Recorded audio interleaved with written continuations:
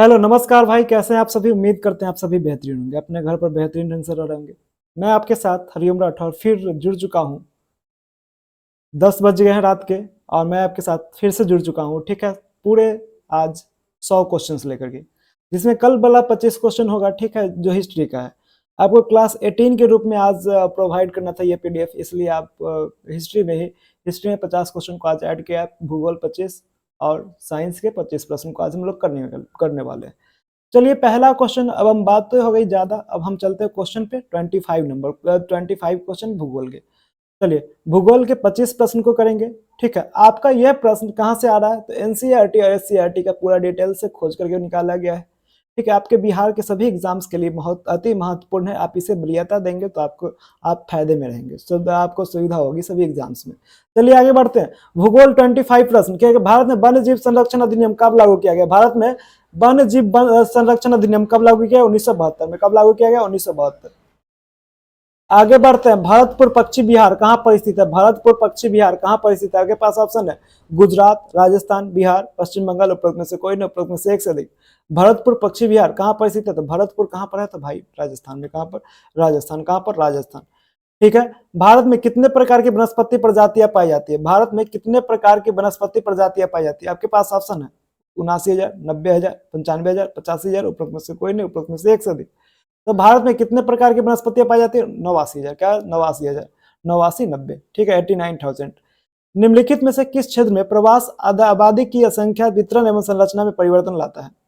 निम्नलिखित में से किस क्षेत्र में प्रवास आबादी की संख्या वितरण एवं संरचना में परिवर्तन लाता है, आपके पास ऑप्शन है प्रस्थान करने वाले क्षेत्र में, आगमन वाले क्षेत्र में, प्रस्थान एवं आगमन दोनों क्षेत्र में। ठीक है, तो किस क्षेत्र में प्रवास आबादी की संख्या वितरण एवं संरचना में परिवर्तन लाएगा। प्रस्थान करेगा तब भी लाएगा, आगमन करेगा तब भी लाएगा। ठीक है, ऑप्शन नंबर क्या हो जाएगा, सी। अब देखिए, साउंड अब ठीक हो गया होगा। ठीक है, गला फंस गया था। आगे बढ़ते हैं। रॉयल बंगाल टाइगर किस वन में पाया जाता है। रॉयल बंगाल टाइगर किस वन में पाया जाता है, आपके पास ऑप्शन है पर्वतीय वन, सुंदर वन, उष्ण कटिबंधीय सदाबहार वन, उपरोक्त में से कोई नहीं, उपरोक्त में से एक से अधिक। तो रॉयल बंगाल टाइगर किस वन में पाया जाएगा, सुंदरबन। किस में पाया जाएगा, सुंदरबन में। ठीक है, डॉक्टर सलीम अली ने किसे पक्षियों का स्वर्ग कहा था। डॉक्टर सलीम अली ने किसे पक्षियों का स्वर्ग कहा था, बताइए। आपके पास ऑप्शन है कांवर झील, सरैया झील, लक्ष्मी सागर झील, उपरोक्त में से एक से अधिक, उपरोक्त में से कोई नहीं।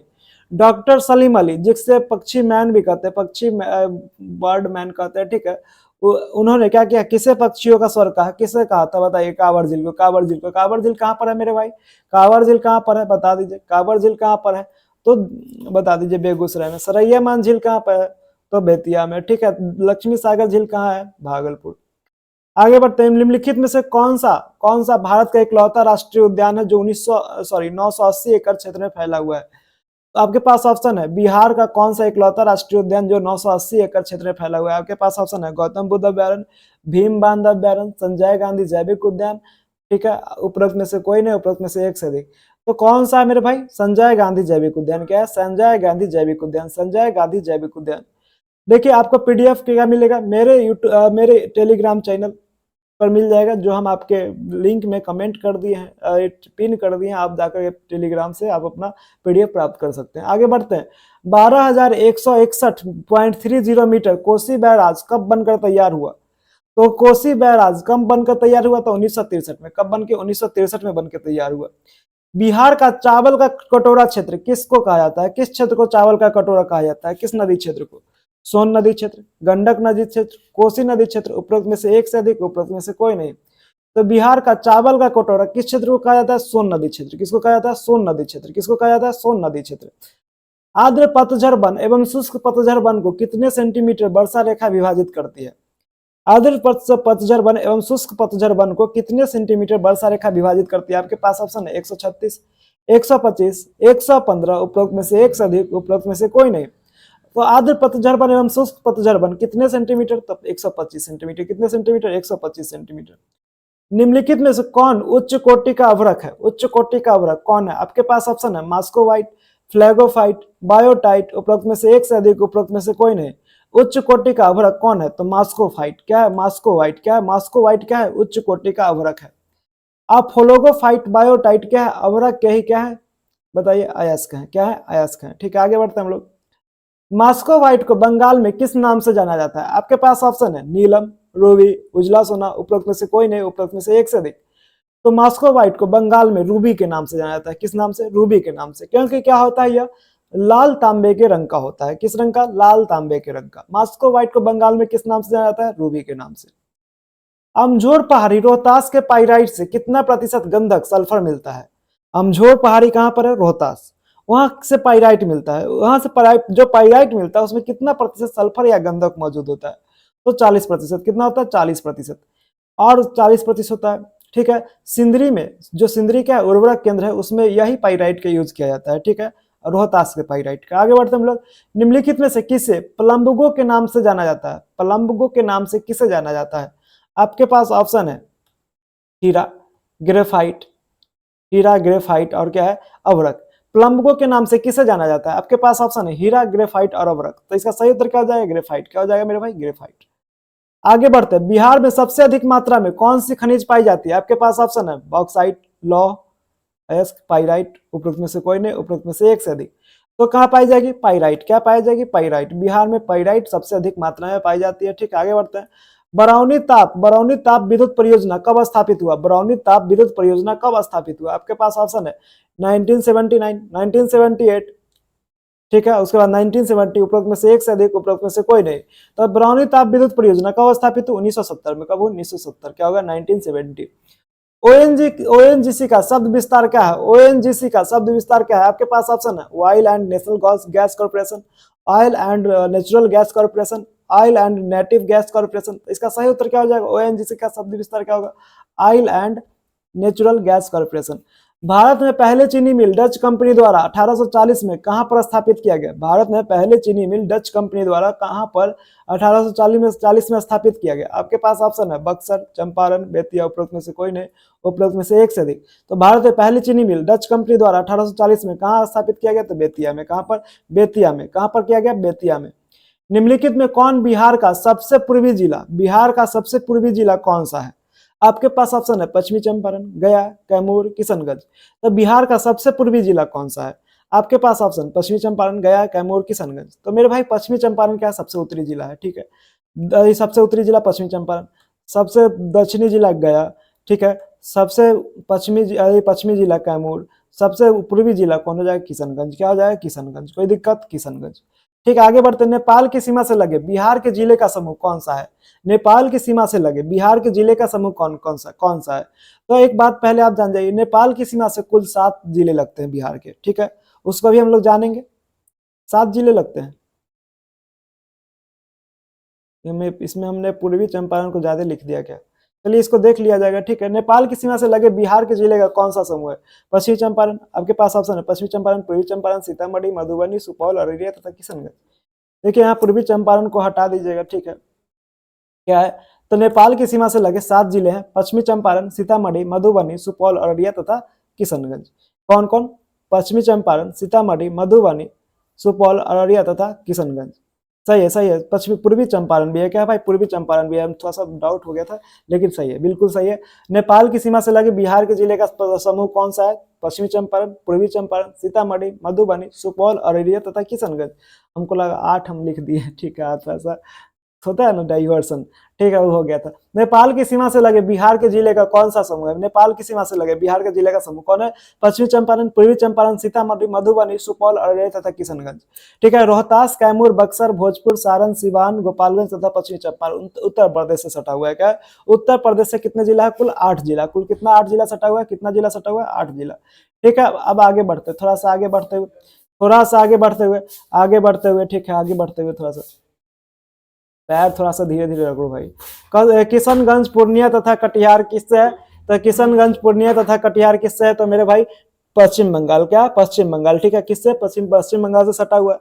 भागलपुर, बांका, जमुई, नवादा एवं औरंगाबाद, रोहतास और कटिहार किससे है? तो यह किससे सटा हुआ है? झारखंड से। क्षेत्रफल की दृष्टि से सबसे छोटा जिला, क्षेत्रफल की दृष्टि से सबसे छोटा जिला कौन है? आपके पास ऑप्शन है सीतामढ़ी, शिवहर, गोपालगंज, उपरोक्त में से कोई नहीं, उपरोक्त में से एक से अधिक। इसका सही उत्तर क्षेत्रफल की दृष्टि से बिहार में सबसे छोटा जिला कौन है? शिवहर। कौन होगा? शिवहर। बिहार की जनसंख्या में दशकीय वृद्धि दर 2001 से 2011 तक देश में कितना प्रतिशत रहा?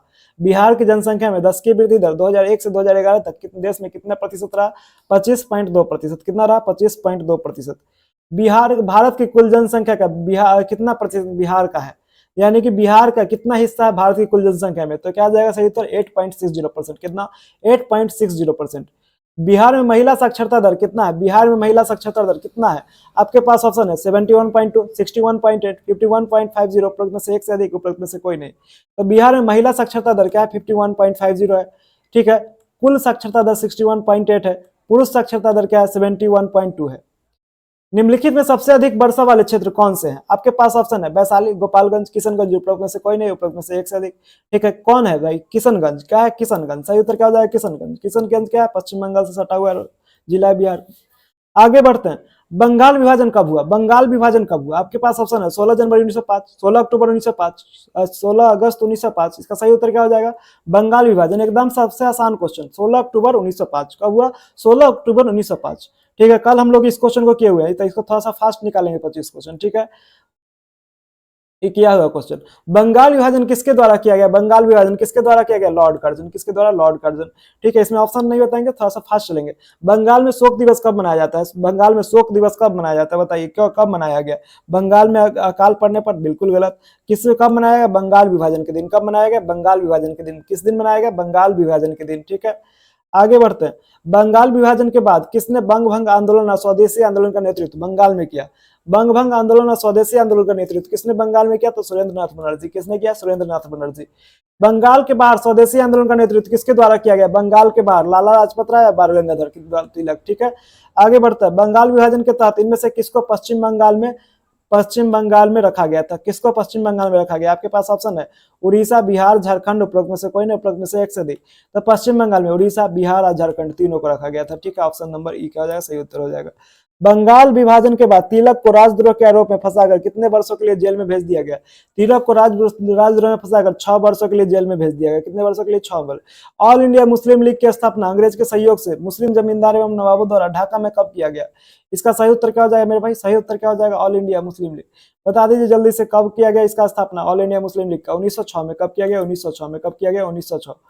ऑल इंडिया मुस्लिम लीग के द्वारा पृथक निर्वाचक प्रणाली की मांग को कब मानकर लागू किया गया? ऑल इंडिया मुस्लिम लीग के द्वारा पृथक निर्वाचन प्रणाली की मांग को कब मानकर लागू किया गया?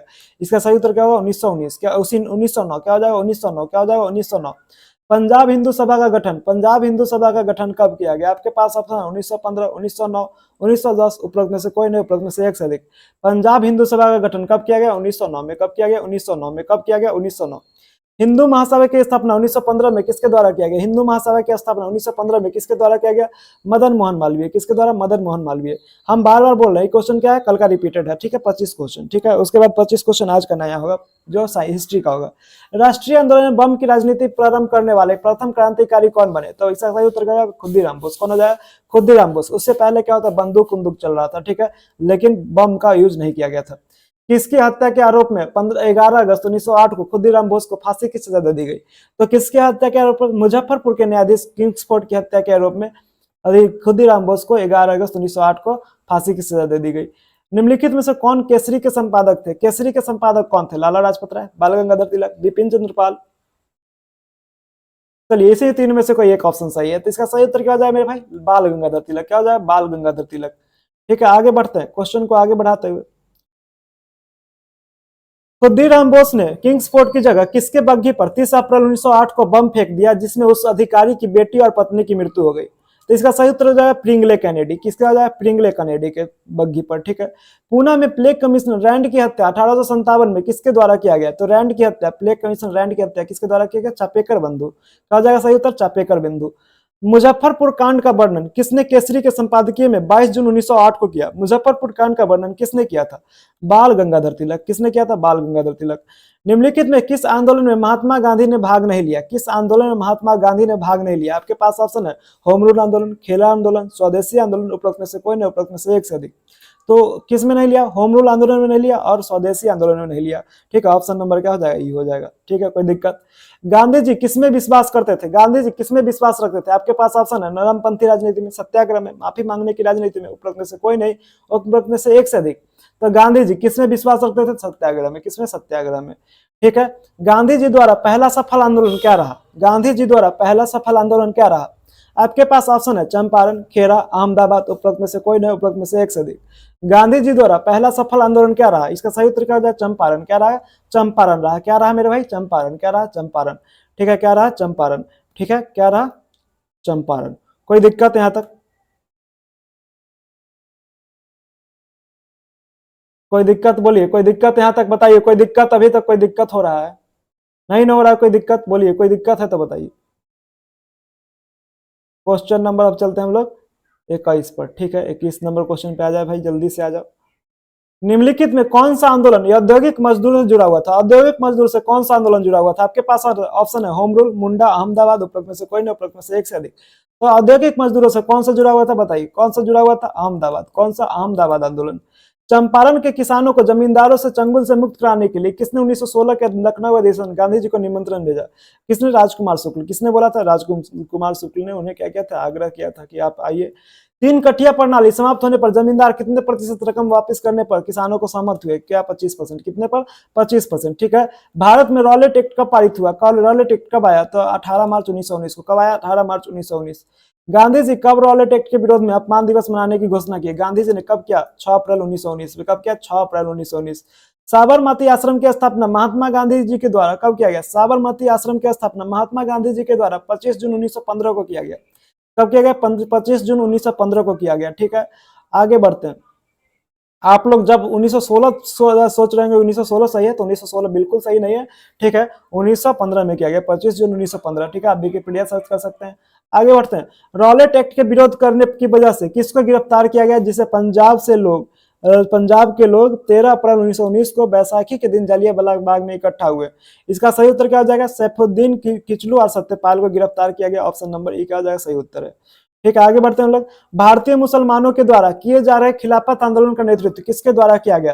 खिलाफत आंदोलन का नेतृत्व किसके द्वारा किया गया था? आपके पास ऑप्शन है मोहम्मद अली, शौकत अली, विलायत अली, उपरोक्त में से कोई नहीं, उपरोक्त में से एक से अधिक। तो खिलाफत का आंदोलन अली बंधुओं के द्वारा किया गया था, मोहम्मद अली या शौकत अली के द्वारा। ठीक है, ऑप्शन नंबर ई क्या हो जाएगा? सही उत्तर है।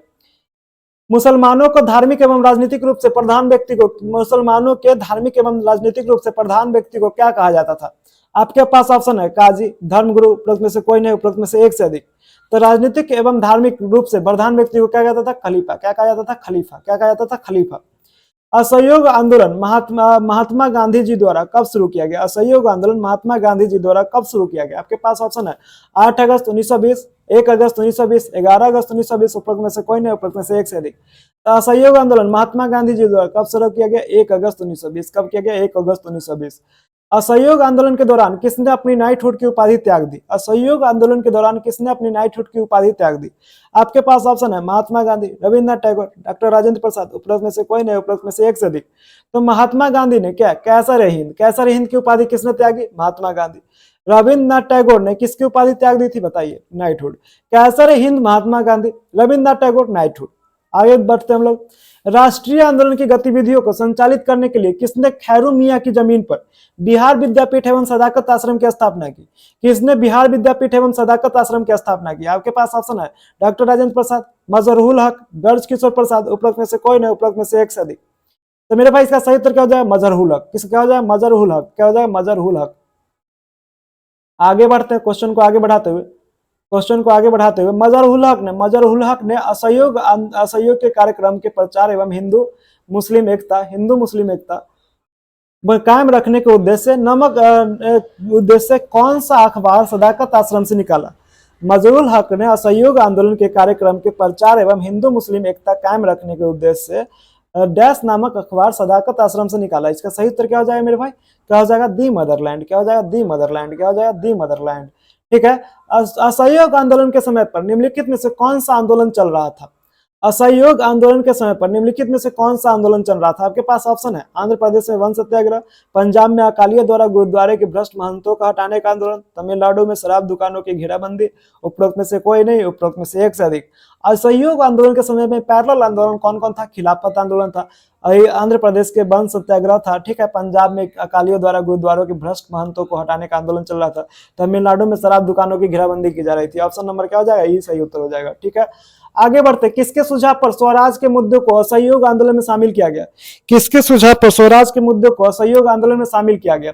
बताइएगा, किसके स्वराज किसके सुझाव पर? इसका सही उत्तर क्या हो जाएगा? ब्रज किशोर प्रसाद। क्या हो जाएगा? ब्रज किशोर प्रसाद के सुझाव पर। कब चौरी चौरा पुलिस थाना उत्तर प्रदेश पर आंदोलनकारियों की भीड़ ने हमला करके 22 पुलिसकर्मियों को जिंदा जला दिया था? तो चौरी चौरा कांड कब हुआ? तो मेरे भाई आपके पास ऑप्शन है 6 फरवरी 1922, 5 फरवरी 1922, 7 फरवरी 1922, उपरोक्त में से कोई नहीं, उपरोक्त में से एक से अधिक। तो इसका सही उत्तर क्या हो जाएगा? 5 फरवरी 1922 को चौरी चौरा कांड हुआ जिसमें 22 पुलिसकर्मियों को जिंदा जला दिया गया था। गांधी जी ने कब चौरी चौरा कांड के बाद असहयोग आंदोलन खत्म कर दिया? आपके पास ऑप्शन है 11 फरवरी 1922, 6 फरवरी 1922, 7 फरवरी 1922, उपरोक्त में से कोई नहीं, उपरोक्त में से एक से अधिक। गांधी जी ने कब चौरी चौरा कांड के बाद असहयोग आंदोलन खत्म कर दिया? तो इसका सही उत्तर क्या हो जाएगा? 6 फरवरी 1922। क्या हो जाएगा? 6 फरवरी 1922। झंडा सत्याग्रह का प्रारंभ कब किया गया? झंडा सत्याग्रह का प्रारंभ कब किया गया? 1 मई 1923 आपके पास ऑप्शन है दूसरा, 12 अप्रैल 1923 आपके पास तीसरा ऑप्शन है, 13 अप्रैल 1923 चौथा ऑप्शन है, उपरोक्त में से कोई नहीं, उपरोक्त में से एक से अधिक।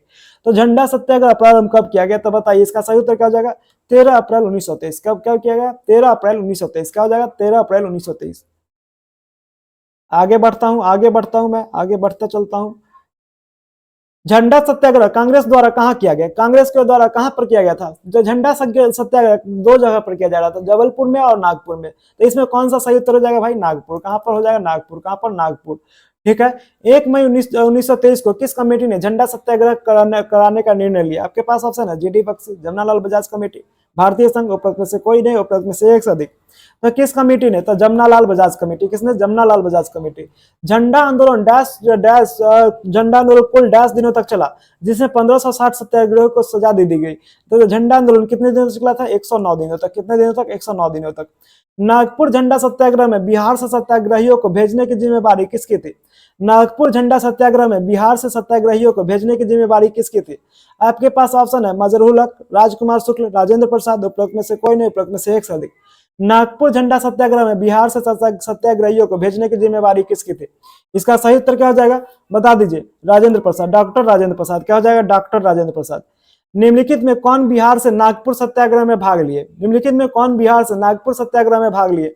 आपके पास ऑप्शन है अवध बिहारी सिंह, व्यास सिंह, हरदेव सिंह, उपरोक्त में से कोई नहीं, उपरोक्त में से एक से अधिक। बिहार से नागपुर सत्याग्रह में किसने भाग लिया? बिहार से नागपुर सत्याग्रह में किसने भाग लिया? सौरभ,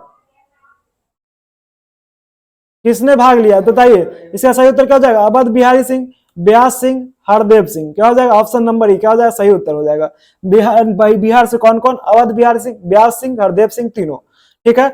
हरदेव नारायण सिंह बिहार में कहां से थे? आपके पास ऑप्शन है बिहार में कहां से रहने वाले थे, ठीक है, कहां के रहने वाले थे, ठीक है, कहां के थे, कहां से थे या कहां के थे, ठीक है, चलिए कोई बात नहीं है। वैशाली के नया गांव से, पटना के तोरनी गांव से, पटना के मसौढ़ी से, उपरोक्त में से कोई नहीं, उपरोक्त में से एक से अधिक। हरदेव नारायण सिंह बिहार में कहां से थे? तो पटना के तोरनी गांव से। देखिए, वैशाली के नया गांव से आपका हरिओम राठौर है, ठीक है। वैशाली के नया गांव से आपके हिस्ट्री से कोई लेना देना नहीं है, मेरा क्वेश्चन है इसलिए हमने इसमें ऐड किया है। आगे बढ़ते हैं हम लोग। 1923 में स्वराज दल का गठन किसके द्वारा किया गया? 1923 में स्वराज दल का गठन किसके द्वारा किया गया? आपके पास ऑप्शन है राजेंद्र प्रसाद, मोतीलाल नेहरू, चित्तरंजन दास, उपरोक्त में से कोई नहीं, उपरोक्त में से एक से अधिक। तो इसका सही उत्तर क्या हो जाएगा मेरे भाई? मोतीलाल नेहरू और चित्तरंजन दास। क्या हो जाएगा? CR दास और मोतीलाल नेहरू। ऑप्शन नंबर ई क्या हो जाएगा? सही उत्तर हो जाएगा। चलिए आगे बढ़ते हैं। असहयोग आंदोलन के बाद गांधी जी ने लोगों को क्या करने का संदेश दिया?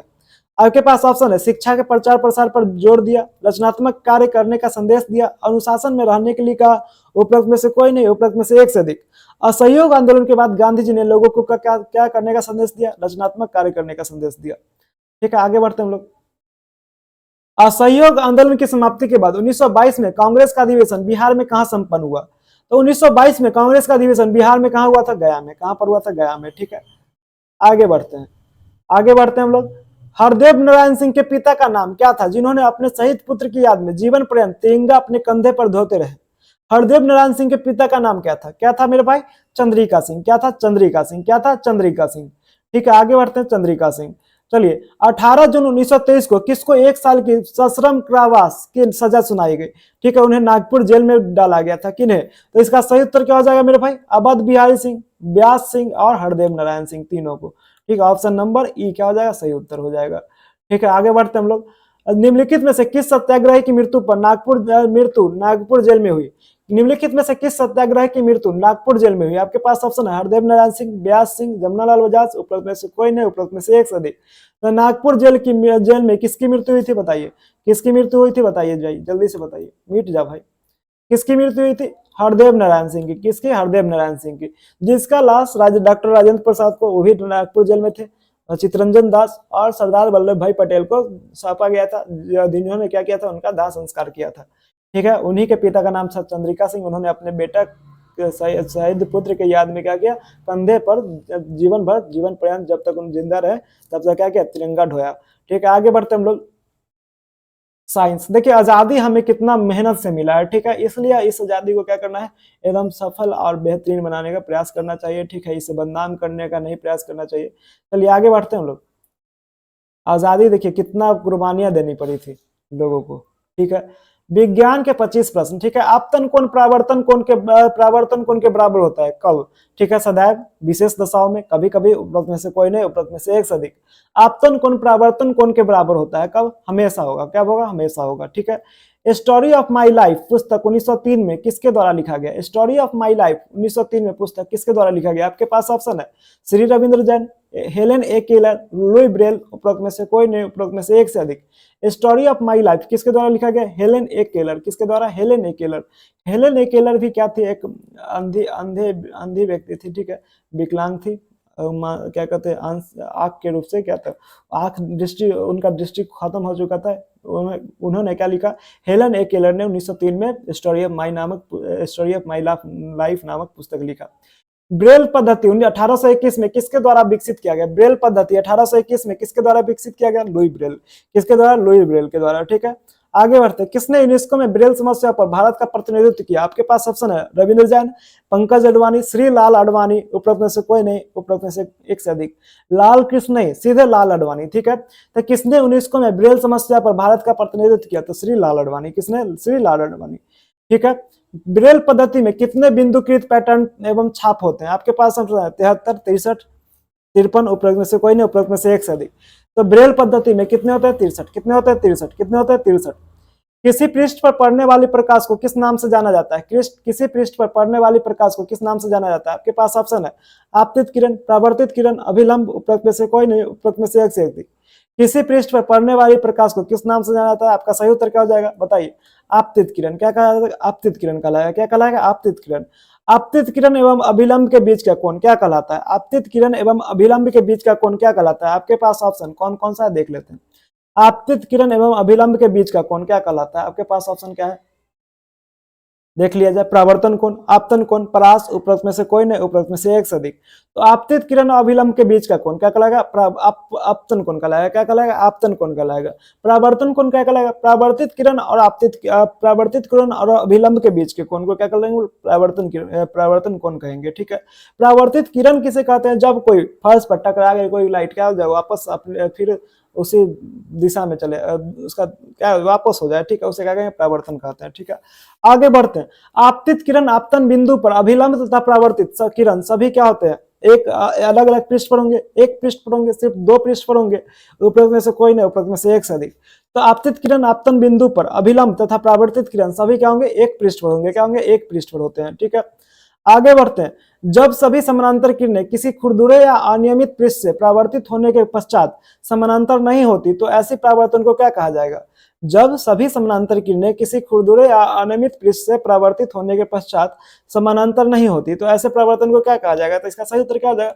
विसरित परावर्तन। क्या कहा जाएगा मेरे भाई? विसरित परावर्तन। क्या कहा जाएगा? विसरित परावर्तन। दर्पण जैसे चिकने पृष्ठ से होने वाले परावर्तन को क्या कहते हैं जिससे प्रतिबिंब बनता है? तो प्रतिबिंब किस प्रकार के परावर्तन से बनेगा बताइए? आपके पास ऑप्शन है प्रसारित परावर्तन, विसरित परावर्तन, नियमित परावर्तन, उपरोक्त में से कोई नहीं, उपरोक्त में से एक से अधिक। तो इसका सही उत्तर क्या हो जाएगा मेरे भाई? नियमित परावर्तन। क्या हो जाएगा? नियमित परावर्तन। आगे बढ़ते हैं। दर्पण द्वारा बने प्रतिबिंब में वस्तु का दायां भाग बायां एवं बायां भाग दायां दिखाई पड़ता है। इस परिघटना को क्या कहते हैं? दर्पण द्वारा बने प्रतिबिंब में वस्तु का दायां भाग बायां और बायां भाग दायां दिखाई पड़ता है। इस परिघटना को क्या कहते हैं? इस परिघटना को क्या कहते हैं हम लोग भाई? पार्श्व परिवर्तन। क्या कहलाते हैं? पार्श्व परिवर्तन। ठीक है। क्लाइडोस्कोप का प्रयोग निम्न में से किसमें किया जाता है? आपके पास ऑप्शन है दीवारों वाले कागज बनाने में, वस्त्रों के डिजाइन बनाने में, जादूगरी में, उपरोक्त में से कोई नहीं, उपरोक्त में से एक से अधिक। क्लाइडोस्कोप देखिए, जब दो समतल दर्पण को हम 90 डिग्री के एंगल पर क्या रखते हैं, सीधा करके रखेंगे, तो क्या बनाएगा? क्लाइडोस्कोप का निर्माण होता है। ठीक है, जिससे क्या होता है? दीवारों वाले कागज बनाने का काम होता है, वस्त्रों का डिजाइन बनाने का काम होता है। ठीक है, इसमें क्या होता है? अलग अलग प्रकार से हमेशा क्या है? अलग अलग चीज दिखाई देता है। ठीक है, हमेशा एक ही प्रकार की प्रतिबिंब नहीं बनेगा, अलग अलग प्रतिबिंब बनता है। इसलिए क्या करते हैं? दीवारों वाले कागज बनाने में कैलाइडोस्कोप का यूज किया जाता है, वस्त्रों के डिजाइन बनाने में भी कैलाइडोस्कोप का यूज किया जाता है। रेटिना पर बने प्रतिबिंब कितने देर तक बने रहता है? रेटिना पर बना प्रतिबिंब कितने देर तक बना रहता है? बताइए बताइए। आपके पास ऑप्शन है 1/16, 1/4, 1/10, उपरोक्त में से कोई नहीं, उपरोक्त में से एक से अधिक। तो रेटिना पर बना प्रतिबिंब कितने सेकंड तक रहेगा? 1/16 सेकंड तक रहता है। ठीक है। सामान्य नेत्र द्वारा पढ़ने के लिए सर्वाधिक सुविधाजनक दूरी लगभग कितनी सेंटीमीटर? सामान्य नेत्र द्वारा पढ़ने के लिए सर्वाधिक सुविधाजनक दूरी लगभग कितने सेंटीमीटर की होती है? आपके पास ऑप्शन है 20, 29, 25, उपरोक्त में से कोई नहीं, उपरोक्त में से एक से अधिक। इसका सही उत्तर होगा 25 सेंटीमीटर। क्या हो जाएगा? 25 सेंटीमीटर। चलचित्र में किसी प्रतिबिंब को कितने प्रतिबिंब की दर से परिवर्तित होते हुए दिखाया जाता है? ठीक है, कितने प्रतिबिंब पर सेकेंड की दर से? ठीक है, तो पर सेकेंड कितना प्रतिबिंब को दिखाया जाएगा? 24 को। कितने को? 24 को। ठीक है, एक उसमें क्या रहा था? 1/16 1/16 हिस्सा था, तो यहाँ पर क्या होगा? 1/24 हो जाएगा। ठीक है, आगे बढ़ते हैं हम लोग। क्या गलत बोल दिए? नहीं, सही बोले। 1/16 के 16 प्रतिबिंब पर सेकेंड होगा, तो क्या होगा कि आदमी को ठीक है फोटो दिखा क्या होता है? साफ साफ दिखाई देता है। ठीक है, क्या दिखाई देता है? देख लीजिए ऑप्शन क्या है, क्वेश्चन क्या था? प्रतिबिंब बनता है। ठीक है, प्रतिबिंब बनता है। अगर मूवी देख रहे हैं तो क्या होगा? 16 से अधिक पर चलता है। ठीक है, और एक स्टैंडर्ड मूवी क्या होता है? 24 प्रतिबिंब पर सेकंड चलता है। ठीक है, 24 प्रतिबिंब पर सेकंड। निम्नलिखित में कौन अप्रकाशिक साधन है? अप्रकाशिक साधन यानी इसमें प्रकाश नहीं है, स्पर्श साधन है। ठीक है, इसका सही उत्तर है स्पर्श साधन, श्रवण साधन, इलेक्ट्रॉनिक साधन। क्या हो जाए? सही उत्तर ऑप्शन नंबर ई। कोई दिक्कत नहीं।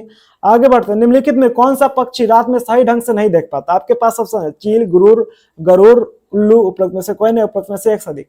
तो रात में कौन देख पाएगा सही से? तो उल्लू देख पाता है, लेकिन चील और गरुड़ नहीं देख पाता। चील और गरुड़ नहीं देख पाता। ठीक है, ऑप्शन नंबर क्या हो जाएगा? ये सही उत्तर हो जाएगा।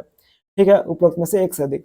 हमारे नेत्र का बाहरी आवरण किस प्रकार का होता है? ठीक है, बाहरी आवरण किस प्रकार का होता है? आपके पास ऑप्शन है सफेद एवं बहुत नाजुक, काला एवं कठोर, सफेद एवं कठोर, उपरोक्त में से कोई नहीं, उपरोक्त में से एक से अधिक। क्या होगा? सफेद एवं कठोर। क्या हो जाएगा? सफेद एवं कठोर। प्रकाश के अपने रंगों में विभाजित होना प्रकाश का क्या कहलाता है? प्रकाश के अपने रंगों में विभाजित होना प्रकाश का क्या कहलाएगा? विक्षेपण। क्या कहलाता है? विक्षेपण। क्या कहलाता है? विक्षेपण कहलाता है। क्या कहलाता है? विक्षेपण कहलाता है।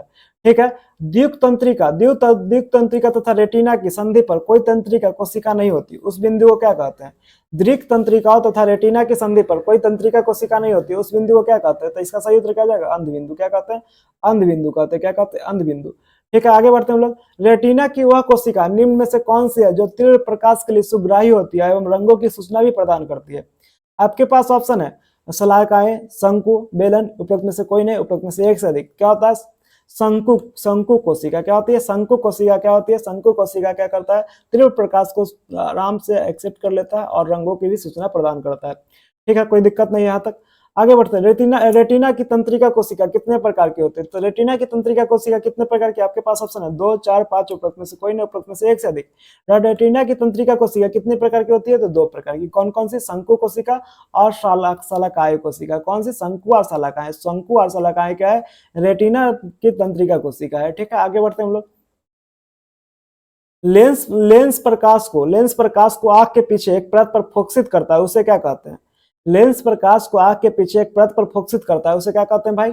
हम लोग क्या कहते हैं? रेटिना। क्या कहते हैं? रेटिना। कहाँ चला गया भाई कर्सर? क्या कहते हैं? रेटिना। उसे क्या कहते हैं? रेटिना। क्या कहते हैं? रेटिना। ठीक है, आगे बढ़ते हैं। परितारिका का क्या कार्य है? परितारिका आइरिस का काम क्या होता है? परितारिका मतलब क्या होता है? आइरिस। आइरिस का काम क्या होता है? आंखों को विशिष्ट रंग प्रदान करना। नेत्र में पड़ने वाले प्रकाश को नियंत्रित करना, आंखों की रोशनी कम करता है, उपरोक्त में से कोई नहीं, उपरोक्त में से एक से अधिक। तो परितारिका क्या होगा, आंखों के विशिष्ट रंग प्रदान करता है, ठीक है, नेत्र में पड़ने वाले प्रकाश को नियंत्रित करता है। ऑप्शन नंबर ई क्या हो जाएगा, सही उत्तर हो जाएगा। ठीक है, आगे बढ़ते हैं हम लोग। देखिए, किसी व्यक्ति के नेत्र का रंग किसके द्वारा बताया जाता है, नेत्र का रंग बताइए, तुरंत वही पर है परितारिका, आइरिस के द्वारा, किसके द्वारा, आइरिस के द्वारा। ठीक है, तो मेरे भाई आज का क्लास आपको कैसा लगा जरूर बताइएगा, अगर अच्छा लगा तो भी बताइएगा, खराब लगा तो भी बताइएगा। ठीक है, जिससे खराब लगा तो हम इसमें सुधार करेंगे, अच्छा लगा तो और ज्यादा सुधार करने का प्रयास किया जाएगा। ठीक है, और बेहतरीन करने का प्रयास किया जाएगा। ठीक है, आपको कोई दिक्कत नहीं आने का प्रयास किया जाएगा। चलिए बताइए, सब कुछ ठीक ठाक, एवरीथिंग इज ओके, सब कुछ ठीक ठाक है ना भाई। चलिए हम आपके साथ मिलेंगे फिर 10 बजे रात में, डेली की तरह। ठीक है, 100 क्वेश्चन लेकर के, कल हो सकता है 125 क्वेश्चन लेकर के हम आपसे मिले। ठीक है, क्योंकि मैनेज भी तो करना है, 5000 क्वेश्चन कराना है, तो कल आपको 125 से 150 के बीच क्वेश्चन मिलने का अनुमान है। तो तब तक हंसते रहे, मुस्कुराते रहे, जीवन में आगे बढ़ते रहे। नमस्कार, जय हिंद। तो एक बात हम बोलना भूल गए, देखिए हमारा टारगेट 125 150 होता है, लेकिन हम खुद से क्वेश्चन क्रिएट करते हैं, किसी बुक से देखते नहीं है। ठीक है, इसलिए टाइम लगता है, समझे। तो आप इस बात से कभी क्या होंगे, फ्रस्ट्रेट नहीं होंगे, कभी टेंशन नहीं लेंगे कि जो हमने आपको आज 75 ही करवाया, हमने आपको आज 50 करवाया या 125 करवाया, 150 करवाया। ठीक है, हमारा काम 5000 क्वेश्चन करवाना है, आपका काम क्या है, 5000 क्वेश्चन को याद कर लेना बेहतरीन ढंग से, इसी से क्वेश्चन आएगा। ठीक है, पूरा एनसीईआरटी एससीईआरटी यही है, अगर सिलेबस बिहार सरकार का यही रहा तो यही आएगा।